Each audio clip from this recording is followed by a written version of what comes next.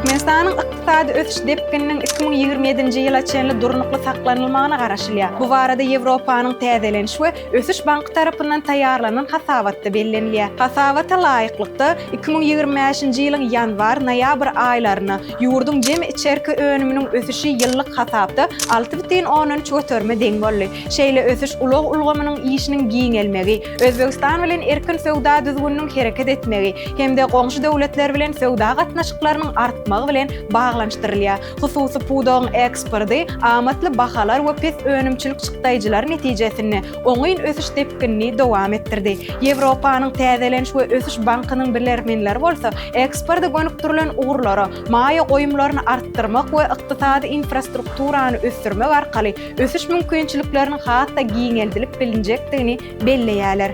Sizi dünýäniň hem ýurdumyzyň täzelikleri gyzyklandyrýarmy? Onu Türkmen portaly bilen galyň. Bize agza bolmaklygyny unutmaň.